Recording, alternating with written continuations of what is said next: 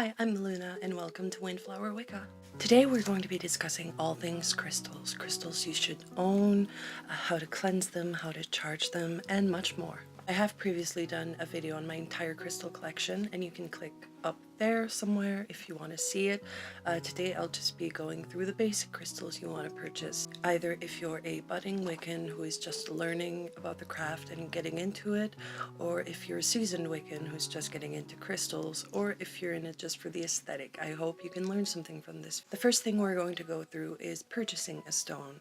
Now, a lot of people like to research the properties of the stones thoroughly before they go in so they know exactly what they're looking for. I, on the other hand, and many people like to abide by the saying, don't choose the crystal, let the crystal choose you. This basically means looking at them, taking them in your hands if you can, feeling them, connecting with them. And you'll know, I always get this feeling when I see the right crystal and I know it's the one I need in my collection. Personally, the first stone I was drawn to was a blue lace agate, and I still have it. I was about 13 when I got it and I'm 28 now, so that's impressive. The next thing we're going to be going through is where to purchase stones. If you live in a very small town, it might be difficult to find shops that carry them. If you live in a city like I do, a small city, you might be able to find them by Googling metaphysical shops. And I've heard that a lot of people in the US can find crystals at home decor stores like Home Goods and Home Sense. I'm not sure which one it is. I'm in Canada, so. And you can also check out farmers markets and even secondhand shops, and sometimes you'll find a really great piece there. The next thing I want to talk about is how to cleanse your stone. I've heard many people purchasing a stone, coming home with it, and immediately putting it to use, and it doesn't really do anything. Why could that be? Probably because it hasn't been cleansed and charged, and we'll get more on charging later. Right now we'll focus on the cleansing. So think about it. The crystal you've just bought was probably bought from a seller online or somewhere and shipped to the store. Once it was shipped to the store, it was handled by the workers at the store and it was put on a shelf, and once it was put on the shelf it was handled by many people, feeling them out, and which is perfectly okay.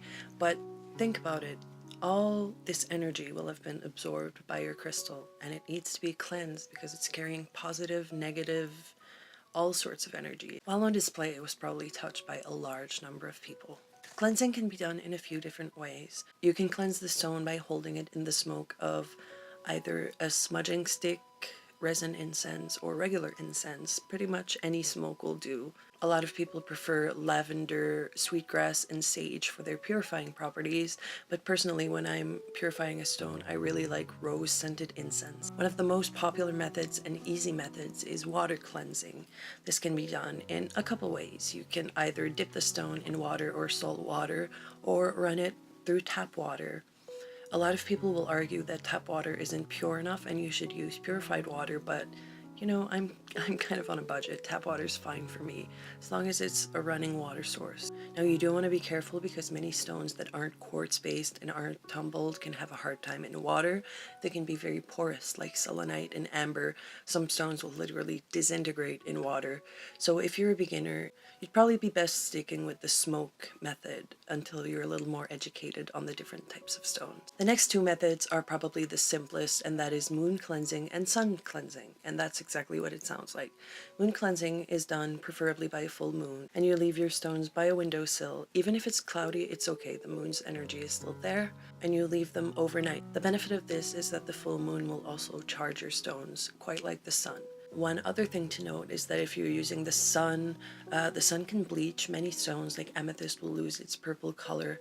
Many clear quartz stones will lose their color, so be very, very careful. A good rule of thumb is to put the stones out at dawn and to take them in as soon as the sun has risen. Next, we'll go about charging a stone. This is an essential, if not very, very, very important part of working with crystal. Charging essentially means you're giving the crystal your intent. You're focusing it on a goal.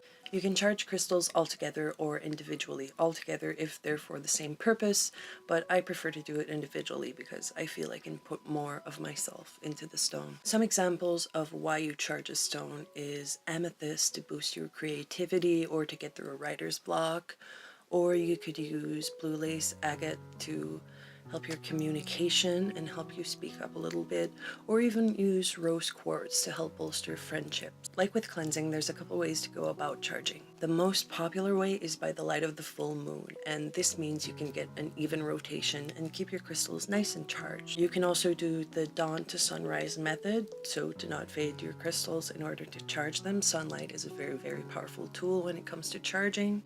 One of my favorite methods is to hold the crystal in your hand and to visualize your intention. Not just your intention, but visualize yourself living your goal, and visualize a white light coming through and bathing the crystal. And now I'm going to go through basic crystals you should own. The first stone is one that I'm very drawn to. This is amethyst, the birthstone of February. Amethyst is a violet variety of quartz. Iron impurities give it its famous purple color. The more iron, the more vibrant the stone will be. We're blessed on this earth with an abundance of amethyst, making it widely available and very affordable. Amethyst is known for its calming and soothing properties. It's a great companion for sleep and for meditation. It's also known to boast creative energy. I personally like to keep a little piece of it on my desk or near my laptop and just let it do its work. I find I'm just exuding creativity when I do that, and it's really cool. Amethyst is also known to promote sobriety, and in ancient times it was carried around by people who assumed that it would keep them from getting drunk.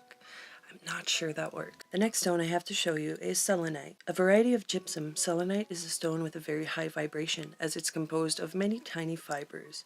It's also very reflective and almost seems to have an inner glow.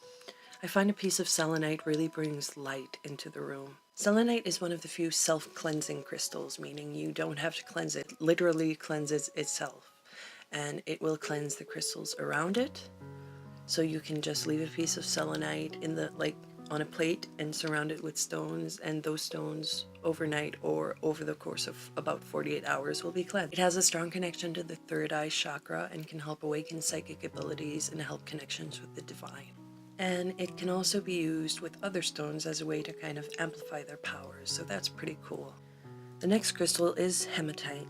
It's pretty easy to recognize due to its mirror-like reflection. It's a mineral made of ferric oxide or iron oxide. Known for its very protective qualities, hematite is a very powerful stone. It's associated with the root chakra, so it is very balancing and very grounding. Hematite is also a purifier. It can absorb toxic energies in the air around it. And similar to selenite, it's kind of self-cleaning and you don't really have to cleanse it. You can if you want to, but you don't need to. The next stone I have is labradorite. Labradorite is a very magical stone known for its gorgeous iridescent flashes known as labradorescence. It's a type of feldspar. Labradorite is excellent for awakening your inner spirit and powering your intuition. It's also extremely protective against negativity, psychic attack, and many more toxic things. Labradorite will truly help magnify your magical abilities and just amplify everything you do, so it's a great stone all around to have in your rituals, on your altar, during tarot readings, during runestone readings, all of the above. If you can't decide on what stone to get clear quartz. Likely one of the world's most well-known stones, clear quartz has many uses and can help bring clarity to one's life. Quartz is very easy to program with intent. It's also known as a master healer for its association with all of the chakras. Clear quartz in particular will amplify the power of stones around them, making it excellent for ritual work. But be sure to regularly cleanse your quartz, especially if it's clear, because it's very susceptible to absorbing energies, and it will absorb positive or negative energies all around it or every time it's touched. Be sure to cleanse it if someone else other than you has touched it. Now that's it for my first ever official video on this channel, and I hope you enjoyed it. If you did, please press the like button and please subscribe. You could actually be the first subscriber on this channel. The slot is open. So I hope you learned something in this video, and blessed